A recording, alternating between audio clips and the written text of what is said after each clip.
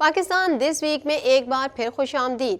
پاکستان نے انسانی حقوق کی خلاف ورزیوں کے الزامات کو مسترد کر دیا۔ ترجمان دفتر خارجہ کا کہنا ہے کہ ختیجہ شاہ کیس میں امریکی سفارت خانے کی درخواست وزارت داخلہ کو بھیج دی۔ انسداد دہشت گردی پر پاکستان، چین اور ایران کے مذاکرات ہو رہے ہیں۔ ہفتہ وار پریس بریفنگ میں ترجمان دفتر خارجہ کا مزید کیا کہنا تھا، جانیں گے اس رپورٹ میں۔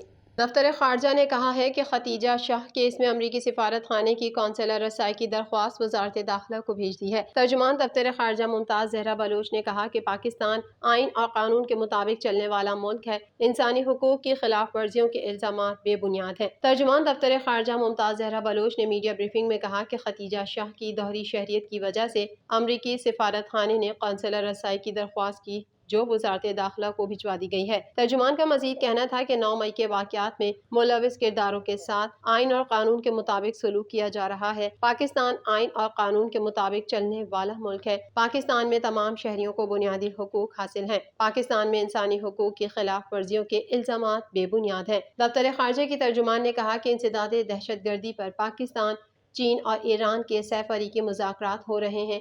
بیجنگ میں ہونے والے مذاکرات میں پاکستانی وفد کی قیادت ڈی جی کاؤنٹر ٹیررزم کر رہے ہیں۔ انہوں نے بتایا کہ ملائیشیا میں پھنسنے والے پاکستانیوں کا معاملہ کوالالمپور میں پاکستانی ہائی کمشنر سے اٹھایا ہے۔ ایئرپورٹ پر پھنسے پاکستانیوں نے ای ویزے کے لیے اپلائی کیا تھا۔ ای ویزے پر جانے والے اکثر پاکستانیوں کا ایئرپورٹ پر انٹرویو ہوتا ہے۔ انٹرویو میں ناکامی پر انہیں واپس بھیج دیا جاتا ہے۔ ترجمان نے کہا کہ پاک ایران گیس پائپ لائن اہم منصوبہ ہے۔ اس منصوبے کی پیچیدگیوں پر ایران اور امریکہ دونوں سے رابطے میں ہیں۔ ہم نے ایرانی امیر البحر کا علاقائی بحری اتحاد کے متوقع قیام پر بیان دیکھا ہے۔ ہم ایسی کسی تجویز کے موصول ہونے پر ہی کچھ تبصرہ کر سکتے ہیں۔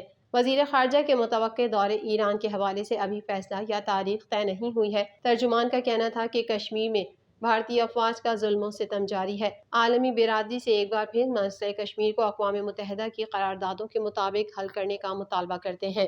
ارشد شریف کی والدہ نے چیئرمین پی ٹی آئی کو شامل تفتیش کرنے کی درخواست دائر کر دی۔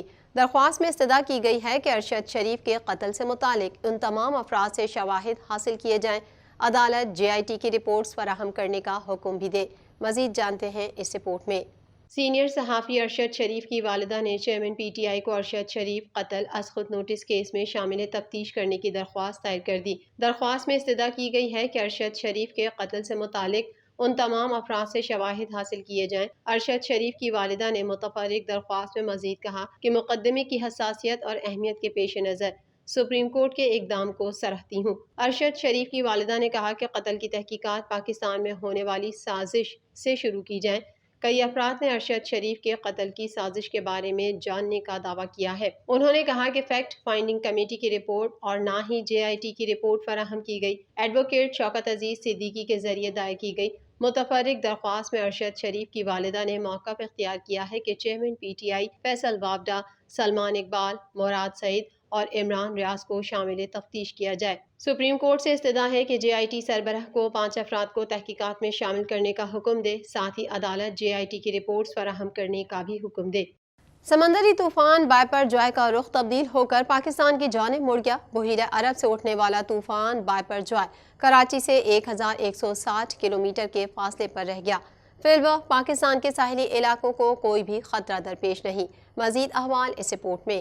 سمندری طوفان بائپر جوائے کا رخ تبدیل ہو کر پاکستان اور بھارت کے ساحلی علاقوں کی جانب ہو گیا۔ چیف میٹرولوجسٹ سردار سرفراز کا کہنا ہے کہ جنوب مشرق بحیرہ عرب میں موجود سمندری طوفان بائپر جوائے نے رخ تبدیل کر لیا، جو اب شمال اور شمال مشرق کی جانب بڑھ رہا ہے۔ سائیکلون وارننگ سینٹر کے مطابق سازگار موسمی حالات اور سطح سمندر کے 32 ڈگری سینٹی گریڈ درجہ حرارت کے سبب طوفان مزید شدت اختیار کر سکتا ہے۔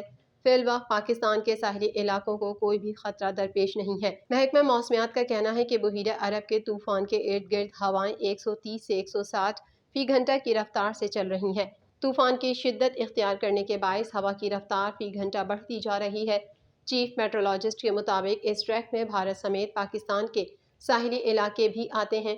آئندہ 2 روز طوفان شمال اور شمال مشرق کے ٹریک پر رہے گا۔ سردار سرفراز نے مزید کہا کہ سمندری طوفان کراچی کے جنوب سے 1120 کلومیٹر دور ہے۔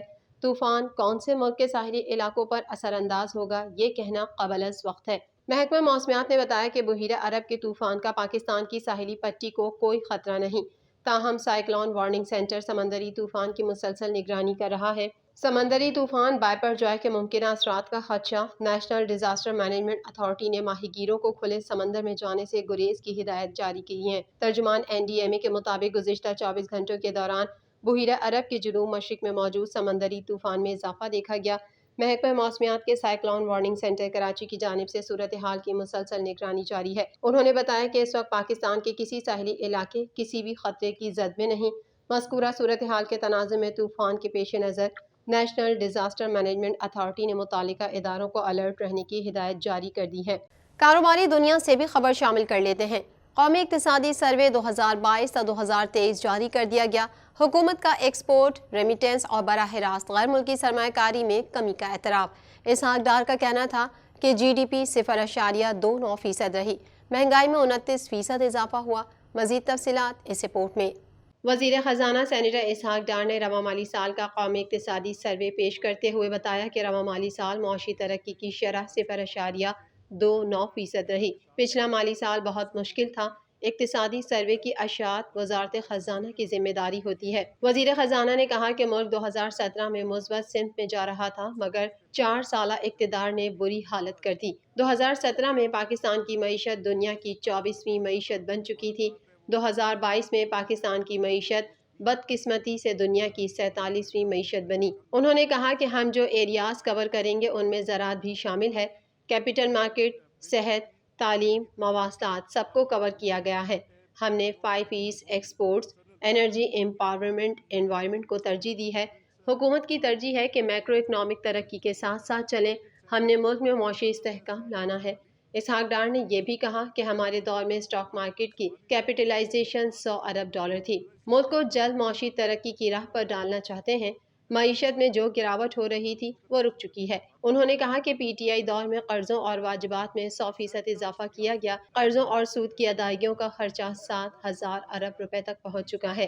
اقتصادی سروے کے مطابق رواں مالی سال معاشی ترقی کی شرح 0.29% رہی۔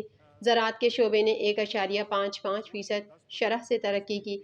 صنعتی شعبے کی ترقی -2.94% رہی۔ خدمات کی شرح نمو 0.86% رہی۔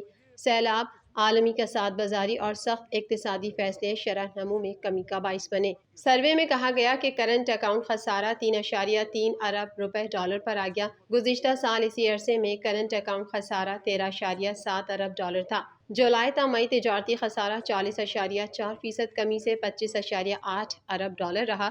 جولائی تا مئی درآمدات میں 29.2% کمی ہوئی۔ جولائی تا مئی درآمدات $51.2 ارب پر آ گئیں۔ جولائی تا مئی برآمدات میں 12.1% کمی ہوئی۔ اقتصادی سروے میں کہا گیا کہ 10 ماہ میں ترسیلات زر 13% کمی کے ساتھ $22.7 ارب رہیں۔ جولائی تا اپریل براہ راست غیر ملکی سرمایہ کاری میں 23.2% کمی ہوئی۔